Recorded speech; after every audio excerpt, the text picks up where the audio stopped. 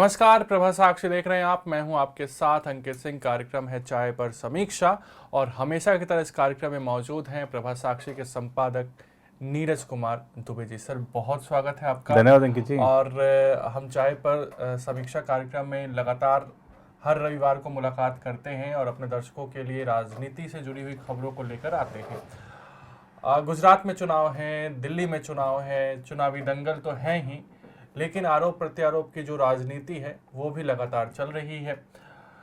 राहुल गांधी पिछले दिनों भारत जोड़ो यात्रा के लिए महाराष्ट्र के वसीम में थे। उन्होंने सीधे तौर पर, जो बार बार वो इससे पहले भी आरोप लगा चुके हैं, एक बार फिर से उन्होंने कह दिया कि वीर सावरकर अंग्रेजों के दोस्त थे, उन्होंने अंग्रेजों से माफ़ी मांगी थी, महात्मा गांधी, सरदार पटेल, जवाहरलाल नेहरू को धोखा दिया था। संजय राउत कह रहे हैं, उद्धव ठाकरे कह रहे हैं कि महाराष्ट्र में आकर इस तरह के बयान देना शोभनीय नहीं है, गठबंधन पर असर पड़ सकता है। भाजपा कह रही है कि राहुल गांधी या कांग्रेस को सिर्फ एक परिवार दिखता है, बाकी से उनका कोई मतलब नहीं। सर, सवाल यह है कि राहुल गांधी को वीर सावरकर को लेकर इतना कंफ्यूजन क्यों है? देखिए, वो ऐसा नहीं है कि उन्होंने पहली बार बोला वीर सावरकर के बारे में। वो लगातार बोलते रहते हैं कि मैं सावरकर नहीं हूँ, मैं माफ़ी नहीं मांगता किसी से। ऐसे कई सारे वाक़ये आए हैं कि जब बीजेपी ने उनसे किसी मुद्दे पर माफ़ी की मांग की है तो उन्होंने कहा कि मैं सावरकर नहीं हूँ। ऐसे कई बार बोलते रहते हैं। लेकिन मुझे ऐसा लगता है कि राहुल गांधी जो भारत जोड़ो यात्रा निकाल रहे हैं, तो इस जोड़ो यात्रा का एक लक्ष्य शायद बहुत कुछ तोड़ो भी है। वो जिस भी राज्य में जा रहे हैं वहाँ पर कुछ इस तरीके की बातें कह दे रहे हैं या इस तरीके का कोई घटनाक्रम हो जा रहा है कि उनका या तो साथी छोड़ जा रहे हैं या छोड़ने के संकेत दे रहे हैं। अब आपने कहा कि उन्होंने कहा कि वीर सावरकर का अपमान किया, वीर सावरकर का अपमान कर दिया, तो अब जो उद्धव ठाकरे के नेतृत्व वाली शिवसेना है उसने भी कह दिया है कि इससे एमवीए में गठबंधन में दरार आ सकती है, क्योंकि उद्धव ठाकरे के नेतृत्व वाली शिवसेना के समक्ष भी अब ये चुनौती है कि हिंदुत्व का जो के मुद्दे पर जो उसकी प्रखरता थी उसको वो, या जो उसकी जो एक उसको लेकर वो उद्वेलित रहती थी, उसको वो वापस वो तेजस लाना पड़ेगा, तभी उस पार्टी का कुछ भला हो सकता है। और बार बार जिस तरह से एकनाथ शिंदे कह रहे हैं कि उद्धव ठाकरे ने मुख्यमंत्री रहते वीर सावरकर का अपमान होते हुए देखा कि किस तरीके से कांग्रेस के नेता उनका अपमान करते थे, वो चुप रहते थे, तो अब उद्धव ठाकरे भी बोले हैं। और बोले हैं तो अब क्योंकि वहाँ पर हम देख रहे हैं कि वहाँ पर जो म्यूनिसिपल कॉरपोरेशन के इलेक्शन भी होने मुंबई में, तो इस मुद्दे को जो शिवसेना अब देखेगी कि हमको एमवीए में रहना है या नहीं रहना, कुछ हो सकता है इस पर, तो कांग्रेस का नुकसान कर रहे हैं। और जिस तरह से आप देखो कि एक तरह से वो महाराष्ट्र में भारत जोड़ो यात्रा निकाल रहे हैं, लेकिन महाराष्ट्र में जगह जगह विरोध प्रदर्शन भी हो रहे हैं। जो वीर सावरकर के पोते हैं उन्होंने जाके एफआईआर भी करा दी है, तो ये में भी एक एफआईआर हो गई जी, तो ये सब दिखा रहा है कि वो लगातार विवाद करते ही चल रहे हैं। अब वो तेलंगाना में थे या इससे पहले कर्नाटका में थे, वहाँ भी उन्होंने तमाम विवाद खड़ा किए। और जहाँ तक वीर सावरकर की बात है, या अब जब बीजेपी काउंटर कर रही है और लोगों के भी जो पत्र उन्होंने अंग्रेजों को लिखे थे वो जारी हो रहे हैं, मुझे लगता है कि इन सब की कोई ज़रूरत है नहीं। देखिए, आज़ादी के आंदोलन में किसी का योगदान हो सकता है कि सबसे ज़्यादा था, किसी का थोड़ा था, किसी का ज़्यादा था, लेकिन आज़ादी सभी चाहते थे और उस लक्ष्य के साथ हर व्यक्ति जुड़ा था। जो उस आंदोलन में भाग नहीं ले पाया, वो भी उस आंदोलन के सफल होने की कामना कर रहा था। तो मुझे लगता है कि योगदान सबका था, कम ज़्यादा हो सकता है, वो एक अलग विषय है, लेकिन जो हमारे पूर्वज थे उन्होंने जो किया हमको उस पर गर्व होना चाहिए। हमको खोद के निकालना नहीं चाहिए कि किसने माफ़ी मांगी, किसने क्या किया, किसने क्या नहीं किया। हम आगे आने वाली पीढ़ी को क्या दे सकते हैं, फोकस इस पर रहना चाहिए। तो मुझे लगता है कि राहुल गांधी जब भारत जोड़ो यात्रा निकाल रहे हैं तो उनको जो विवाद खोद कर निकालने या किसी पर अटैक करने की बजाय वो क्या कर सकते हैं, कांग्रेस पार्टी अगर सत्ता में आती है तो वो क्या कर सकती है, उसका रोड मैप क्या है नए भारत के लिए, ये बताना चाहिए। ये इस तरह के विवाद आप जितने खड़े करेंगे उतना नुकसान होगा, क्योंकि अगर आप हिंदुत्व की बात करते हैं, अगर आप किसी राष्ट्रवाद की बात करते हैं, कुछ ऐसा करते हैं, तो उससे ज़्यादा जो कह सकते हैं कि आपने जो मुद्दा कहा है, आपने जो मुद्दा उठाया है, उस पर पलटवार करने की क्षमता वो सामने वाले ज़्यादा रखते हैं आपसे। तो आप अभी ये इस राह पर नए चले हैं, तो नए नए प्रयोग करने के बजाय आप सीधा आप बताइए कि भारत के लिए क्या कर सकते हैं, क्या जो समस्याएं हैं उनका आप निवारण कैसे कर सकते हैं। पूर्वजों का अपमान नहीं किया जाना चाहिए, हमको मानना चाहिए, स्वीकारना चाहिए कि जिसने भी जो योगदान किया वो बहुत बढ़िया था और उसको स्वीकार करके आगे बढ़ना चाहिए। हमको देखना चाहिए कि हमारी जो आने वाली पीढ़ी है वो हमको किस तरह याद करेगी। आज हम अपने जो पूर्वजों को जिस तरह से अपमानित कर रहे हैं या उनके सराहना कर रहे हैं, तो क्या आगे जो पीढ़ी है वो हमारे बारे में भी यही करे, हमको ये सोचना चाहिए। तो ये सब विवाद नहीं खड़े करने चाहिए। ये नया भारत है, बहुत सारी चुनौतियां हैं, उन चुनौतियों का सामना करते हुए हमको कैसे आगे बढ़ना है, और उसमें शायद ज़्यादा अगर कांग्रेस को अगर अपने पैरों पर वापस खड़ा होना है तो इस दिशा में ही जाना हो चाहिए। हर बात पे राजनीति शोभनीय नहीं होती है, ये बात कांग्रेस और कांग्रेस के नेताओं को ध्यान रखना चाहिए। और मुझे लगता है कि राहुल गांधी को एक गाना भी सुनना चाहिए, हम लाए हैं तूफान से कश्ती निकाल के, इस देश को रखना मेरे बच्चों संभाल जी। और कश्ती चलाई भी है उन्होंने जब केरल में थे तो वहाँ पर बिल्कुल बिल्कुल।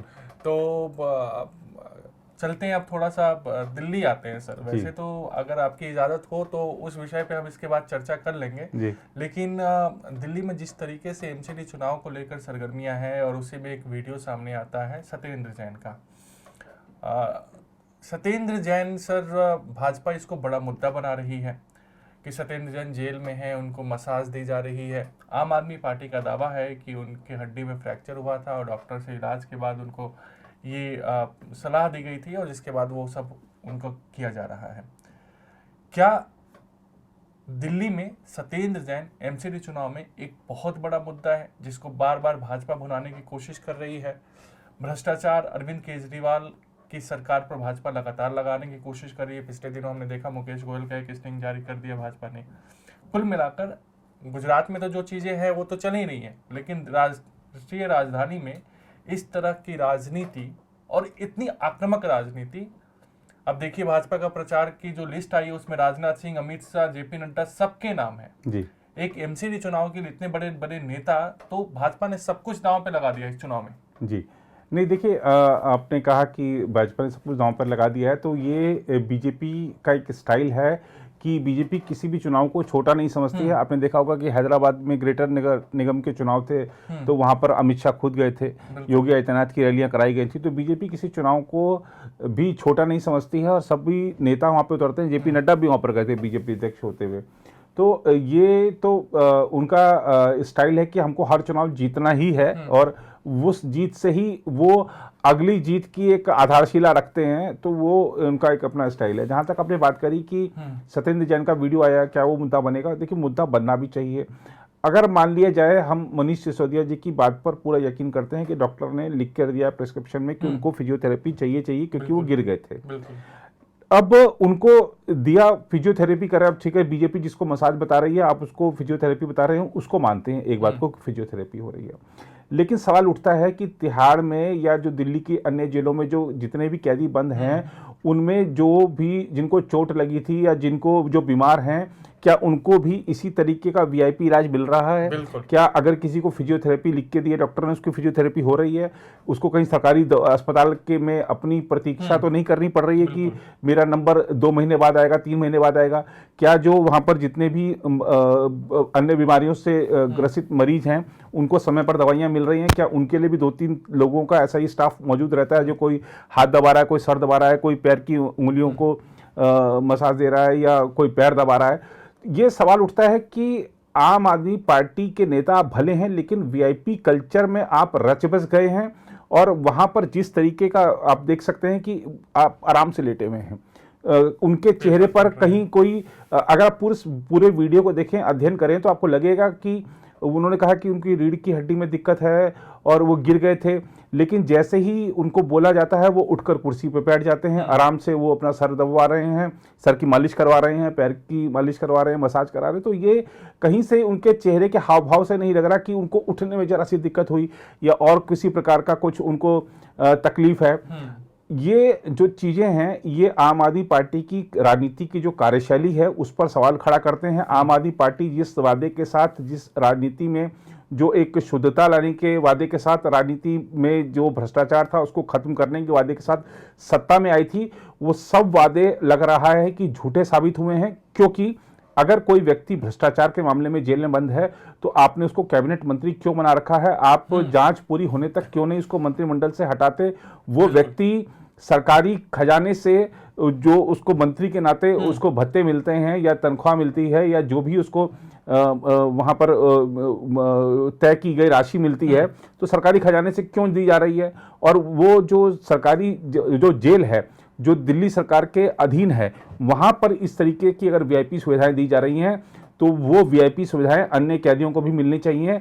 जो हम देखते हैं खासतौर पर कि जेलों की हमारे यहाँ पर क्या हालत है, सिर्फ राष्ट्रीय राजधानी दिल्ली की नहीं, देश भर में इस तरीके हमारी जो जेलें हैं उनमें कोई बहुत ज़्यादा आधुनिक नहीं है, बहुत ज़्यादा सुविधाएं नहीं हैं। तो अगर एक व्यक्ति को सुविधा दी जा रही है जो भ्रष्टाचार के मामले में है, तो अन्य कैदियों को भी वो सुविधाएं मिलनी चाहिए। इसी तरीके से उनकी भी अगर कोई शारीरिक दिक्कत है तो उनकी भी मसाज होनी चाहिए। वो अगर डॉक्टर ने लिख कर दिया है तो उनको सुविधा मिले। एक ही व्यक्ति को क्यों?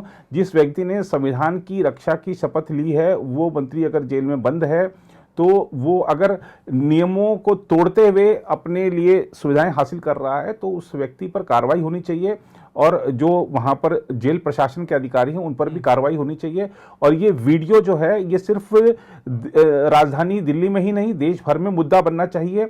और सिर्फ एक चुनाव में नहीं, हर चुनाव में मुद्दा बनना चाहिए कि हम भ्रष्ट नेताओं को क्यों सुविधाएं दें, हम जो भ्रष्ट नेता हैं क्यों उन पर सरकारी खजाने से पैसे खर्च करें। और अगर उस पर कोई आरोप साबित नहीं भी हुए हैं तो भी वीआईपी सुविधाएं जेल में आपको लगता है कि वो जेल का जीवन जी रहे हैं? अगर वो वीडियो को देखें तो क्या वो जेल का जीवन हो? तो रिजॉर्ट लग रहा है कि रिजॉर्ट में कोई छोटा सा कमरा है, वहां पर अपना आराम से लेटे हैं, कहीं कोई दिक्कत नहीं है। क्या यही जेल की सजा है? ये जेल की सजा अगर वो लोग देखेंगे तो वो उनको लगेगा कि यार जेल जाने में क्या है। तो इस तरीके से सुविधाएं मिलती हैं। तो ये जेल की सजा का मजाक है। जेल की अगर ठीक है अभी सजा नहीं हुई है, लेकिन अगर वो जेल के में दिन काट रहे हैं तो भी मजाक है, हमारे नियमों का, कानूनों का मजाक है। और आम आदमी पार्टी की जो सरकार है उसको जवाब देना चाहिए। आप ठीक है, मनीष सिसोदिया जी ने बातें जो कही हैं उनका अपना आधार हो सकता है, लेकिन बीजेपी ने भी काउंटर किया। जांच होनी चाहिए, जांच के बाद जो कुछ आता है वो सब सामने आना चाहिए। और ये मुद्दा बनना चाहिए, जनता के लिए मुद्दा बनना चाहिए, क्योंकि ये गलत है, ये अनैतिक है और ये सरासर कह सकते हैं कि सत्ता का दुरुपयोग है। बिल्कुल सर, लेकिन इस सवाल से पहले मैंने आपसे पूछा था कि अगर आपकी इजाजत हो। जी जी नहीं, बिल्कुल तो बिल्कुल बताइए ना, इस स्वागत है। एक बड़ा मुद्दा रहा, और चूंकि हम इस कार्यक्रम में राजनीतिक विषयों की चर्चा करते हैं, लेकिन दिल्ली के मेहरौली से एक बड़ा मुद्दा सामने आया। एक लड़की को कैसे 35 टुकड़ों में काटा जाता है, उसके शव को अलग अलग जगहों पर फेंका जाता है। सर, मामला क्या है पूरे देश के लोग जानते हैं। इस तरह की चीजें वर्तमान समय में किस ओर इशारा करती है? नहीं, देखिए इस ओर इशारा कर रही है कि जो परिवार हैं, परिवार में पहले तो हम देखते थे कि एक जो हमारे जो बड़े परिवार होते थे तो उसमें हर व्यक्ति के पास एक पूरा एक, जब सब लोग साथ बैठते थे और घर का जो सबसे बड़ा व्यक्ति होता था उसका जो आदेश होता था वही मानना होता था। और भावनात्मक लिहाज से सब, चाहे बच्चे हों, चाहे वो चाचा भतीजे हों या देवर देवरानी हो या जो भी हैं, सब आपस में भावनात्मक रूप से एक दूसरे से जुड़े हुए थे, सब एक दूसरे के काम आते थे। और कोविड के टाइम पे लोगों ने कमी महसूस की कि जो छोटे परिवार या एकल परिवार हो गए हैं तो वो कितने उनको दिक्कतों का सामना करना पड़ा। जब आप घर में बंद होकर रह गए, आपको कहीं से आइसोलेट थे, आपको खाना भी नहीं मिल रहा था या आपको और दिक्कतों का सामना करना पड़ा था, तो तब पता चला कि ये जो बड़े परिवार होते हैं उनका क्या महत्व होता है कि अगर कोई एक व्यक्ति बीमार है तो बाकी लोग संभाल लेते थे। तो अब ठीक है, अब आज के जो शहरीकरण है, जो जिस तरीके का वातावरण है, उसमें हम देख रहे हैं कि परिवार छोटे हैं और उसमें भी छोटे में भी ऐसे हो गए हैं कि अगर घर में मान लीजिए 3 या 4 लोग हैं या 5 लोग हैं तो वो सारे के सारे आपस में बात नहीं करते हैं, सिर्फ अपने मोबाइल में रहते हैं, एक दूसरे से कनेक्शन नहीं है। कोई अपने ऑफिस निकल गया, कोई अपने स्कूल निकल गया, लोग एक साथ टेबल पर खाना नहीं खाते हैं। उनको क्या दिन में समस्याओं का सामना करना पड़ा, इस बात का एक दूसरे से जानते नहीं हैं। सोशल मीडिया पर दूसरा कहाँ पर सैर कर रहा है वो तो पता है, लेकिन हमारे घर का व्यक्ति कहाँ पर गया हुआ है उसका पता नहीं होता है। तो ये आप लगा लीजिए कि ये एक बड़ी एक सामाजिक हमारी विडंबना हो गई है। और ख़ासतौर पर जो बच्चे हैं आजकल, क्योंकि वेब सीरीज़ का ज़माना है, बहुत सारी सोशल मीडिया का ज़माना है, तो वो उससे बहुत जल्दी मैच्योर हो गए हैं वो सब चीज़ें देख देख के, और उनको लगता है कि वो जीवन के बारे में सब कुछ जानते हैं, सारे मुद्दे हल कर सकते हैं, मैं सक्षम हूँ, मैं कर सकता हूँ, आपकी सलाह की मुझे ज़रूरत नहीं है, मुझे ज्ञान देने की आपको ज़रूरत नहीं है, ऐसा भी कह देते हैं बहुत सारे बच्चे अपने माता पिता से।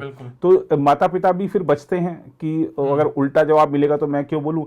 कई बार होता है कि 6-6 महीने, साल भर संवाद नहीं होता है, और उसी जब आप रिश्ता किसी से भावनात्मक आपका टूटता है तो हर एक को एक कंधा चाहिए अपना सर रखने के लिए, तो ऐसे में वो व्यक्ति दूसरी जगह अपना तलाशता है, और वो उसके अकेलेपन का कोई दूसरा व्यक्ति फायदा उठाता है। तो इसलिए कोई आपके बच्चे का फायदा नहीं उठाए, इसलिए संवाद बनाए रखिए, समस्या अगर उसकी कुछ है तो उसको समझिए, मित्र बनाए रखिए ताकि आपसे कुछ छुपाए नहीं, आपको बताए, और अगर जब आपको बताएगा तभी आप उसकी समस्या को हल कर पाएंगे। आप खाली किसी को पिंजरे में बंद कर दें या निगरानी रखें, वो उससे समस्या का हल होने वाला नहीं है। आपसी प्यार और व्यवहार को अच्छा बनाकर, और ये जो क्या बोलते हैं हम अपना जो सोशल डिस्टेंसिंग था उसको घर में मत रखिए, वो चला गया जमाना, उसको सोशल डिस्टेंसिंग को परिवार में मत रखिए, सबसे संपर्क बनाए रखिए, बातचीत से सारे मसले हल हो सकते हैं। दूसरे के मन में क्या चल रहा है उसको समझने की कोशिश करिए, मुद्दे बातचीत से ही हल होते हैं। बिल्कुल, और यही तो हमारी खासियत है, हम पूरे विश्व को अपना परिवार मानते हैं, लेकिन आज इसी भारत में परिवार छोटे हो जा रहे हैं, परिवार के जो वैल्यूज़ हैं वो कम होते जा रहे हैं, और समाज में इसका असर भी देखने को मिल रहा है। एक अपील ज़रूर है कि अपना जीवन साथी चुनने से पहले जांच पड़ताल कर लें। फिलहाल आज के लिए इतना ही, अगले सप्ताह फिर आपसे मुलाकात होगी कुछ नए विषयों के साथ। मुझे यानी अंकित सिंह और प्रभा साक्षी के संपादक नीरज कुमार दुबे को दीजिए इजाज़त। नमस्कार। अगर आप भी लेना चाहते हैं देश दुनिया की तमाम जानकारी तो आज ही सब्सक्राइब करें हमारे चैनल को, साथ ही नीचे दिए बेल आइकन को जरूर दबाएं ताकि हर अपडेट आप तक पहुंच सके।